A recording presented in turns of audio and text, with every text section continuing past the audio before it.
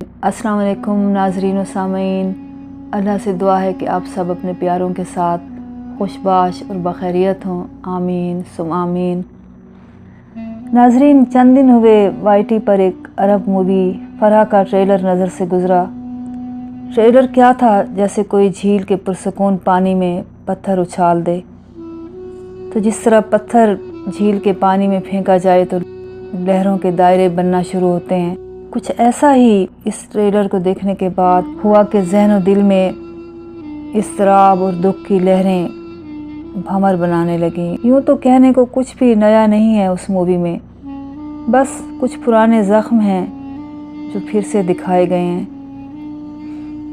यानी वही पुरानी तारीख़ जब 1948 के दौरान फ़लस्तीन पर गुज़रने वाली क़यामत, जिसे फ़लस्तीनी अरब नकबा के नाम से याद करते हैं। नकबा यानी डिज़ास्टर, कैटास्ट्रॉफ़ी, तबाही, उसी का आदा किया गया है।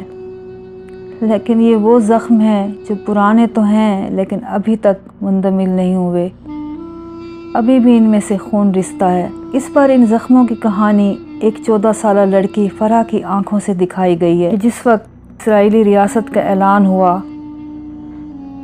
तो एक बैनुल-अक़वामी साजिश के ज़रिए इस इलाके पर कब्ज़ा जमाने वाले लोगों ने किस बेरहमी और बर्बरियत से फ़लस्तीन में सदियों से आबाद मासूम बाशिंदों को दुनिया बदर और मुल्क बदर किया। कल तक जो सुख चैन से अपने वतन, अपने घरों में रह रहे थे, उन्हें बेवतन और बेघर करके पनाह गज़ीन बना दिया। और दुख इस बात का है, दुनिया तो क्या, इन मज़लूमों के अपने भी खामोश तमाशाई बने, बल्कि किसी हद तक ज़ालिमों के साथ ही बने रहे। इस ट्रेलर को देखने के बाद जहन में एक ख़याल आया कि अल्लामा इकबाल ने मिलत इस्लामिया की बेअमली और बेहिसी के बारे में ये शेर कहा था कि खुदा तुझे किसी तूफ़ान से हमकिनार करे कि तेरे बहर की मौजों में इज़्तिराब नहीं।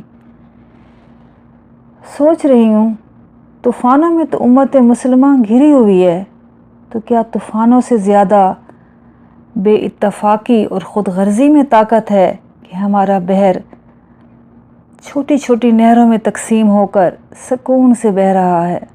खैर, बात हो रही थी फराह मूवी की, तो नाज़रीन इस ट्रेलर को देखते हुए मेरे जहन में कुछ सवाल उठे कि ये यहूदी कौम जो जर्मनी में अपने कत्ल आम का कार्ड इस्तेमाल करके पूरी दुनिया के सामने ख़ुद को मज़लूम बनाकर पेश करती है और जो अर्ज़ फ़लस्तीन को धड़ल्ले से अपनी मीरास कहती है, इसमें क्या और कितनी सदाकत है।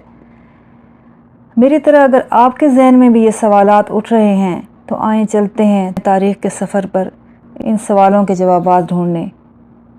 अर्ज़ फ़लस्तीन किसकी मीरास है, ये जानने के लिए हमें यहूदी कौम के आगाज़ को जानना पड़ेगा। नाज़रीन, हज़रत नूह अलैहिस्सलाम के बाद हज़रत इब्राहीम अलैहिस्सलाम पहले नबी हैं जिनके ज़िम्मे अल्लाह ताला ने इस्लाम की आलमगीर दावत फैलाने का काम लगाया। उन्होंने अपने आबाई वतन इराक़ से मिस्र तक और शाम व फ़लस्तीन से सहराए अरब के मुख्तलिफ़ मकामात तक गश्त लगाकर लोगों को अल्लाह की तरफ बुलाया और मुख्तलिफ़ मकामात पर अपने नाइब मुकर्रर किए। मशरक़ी उर्दन में अपने भतीजे लूत अलैहिस्सलाम को, शाम और फ़लस्तीन में अपने बेटे इसहाक़ अलैहिस्सलाम को और अंदरून अरब में अपने बड़े बेटे इस्माईल अलैहिस्सलाम को मामूर किया, जहाँ उन्होंने अल्लाह के हुक्म के मुताबिक काबतुल्लाह की तामीर की अपने बेटे इस्माईल अलैहिस्सलाम की मदद से। नाज़रीन, इस वीडियो के दौरान जिन जिन मकामात का ज़िक्र आए आप उनको नोट डाउन करते जाएं, क्योंकि जिन जिन मकामात पर इस कौम के आबा व अजदाद के कदम पड़े हैं वो तमाम मकामात अब इनके ग्रेटर इसराइल का हिस्सा हैं। खैर, आगे बढ़ते हैं। हज़रत इब्राहीम अलैहिस्सलाम के नस्ल से दो बड़ी शाखें निकलीं। एक हज़रत इस्माईल अलैहिस्सलाम की औलाद जो अरब में रही, कुरैश और अरब के बाज़ दूसरे कबाइल का ताल्लुक़ इसी शाख से था। दूसरी हज़रत इसहाक़ अलैहिस्सलाम की औलाद, जिनमें हज़रत याकूब अलैहिस्सलाम जो उनके साहबजादे थे, फिर उनके साहबजादे हज़रत यूसुफ़ अलैहिस्सलाम, फिर उन्हीं की नस्ल में से आगे हज़रत मूसा अलैहिस्सलाम, फिर आगे इसी नस्ल में दाऊद अलैहिस्सलाम, दाऊद अलैहिस्सलाम के साहबजादे सुलेमान अलैहिस्सलाम, फिर आगे जाकर इसी قوم میں اسی نسل میں یحییٰ علیہ السلام، اور پھر آگے اسی قوم میں حضرت عیسیٰ علیہ السلام اور بہت سے دوسرے انبیاء علیہ السلام پیدا ہوئے۔ قوم یہود کا آغاز حضرت ابراہیم علیہ السلام کے پوتے حضرت یعقوب علیہ السلام سے ہوتا ہے۔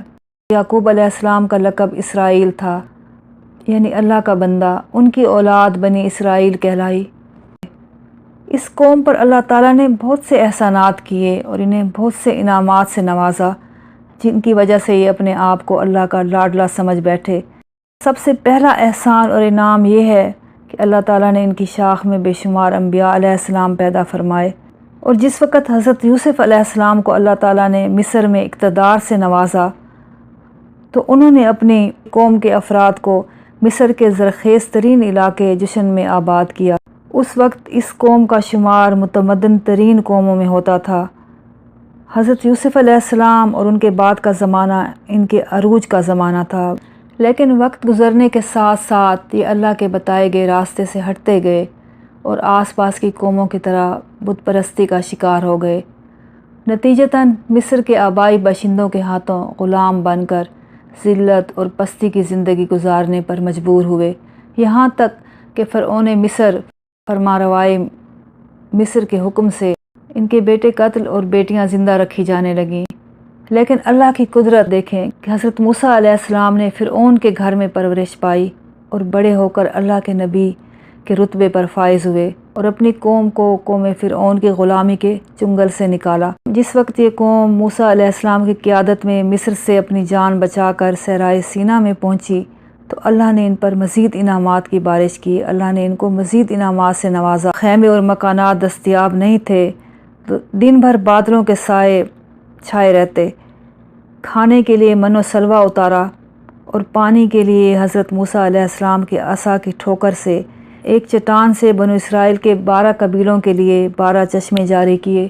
ادھر تو انعامات الہی کی بارش ہو رہی تھی اور ادھر ان کے مزاج ملاحظہ ہوں کہ جس وقت موسیٰ علیہ السلام اللہ کے حکم سے 40 دنوں کے لیے کوہ طور پر تشریف لے گئے، اس قوم نے اپنے پاس موجود دھاتوں کو پگھلا کر سامری نامی شخص کی مدد سے ایک بچھڑا بنا لیا اور اس کی پوجا شروع کر دی۔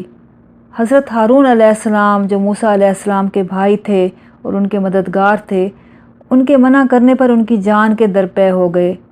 40 دنوں کے بعد حضرت موسیٰ علیہ السلام جب واپس تشریف لائے تو اپنی قوم کا یہ حال دیکھ کر سخت پریشان ہوئے اور اپنی قوم کو اس مشرکانہ فعل پر اللہ سے معافی مانگنے کا کہا، اور اللہ نے انہیں معافی دی۔ اس وقت اللہ تعالیٰ کی مرضی کے مطابق حضرت موسیٰ علیہ السلام نے اپنی قوم کو فلسطین کے علاقے پر حملہ کر کے وہاں کے باشندوں کو نکال باہر کرنے کا حکم دیا تاکہ بنی اسرائیل وہاں آباد ہو سکیں۔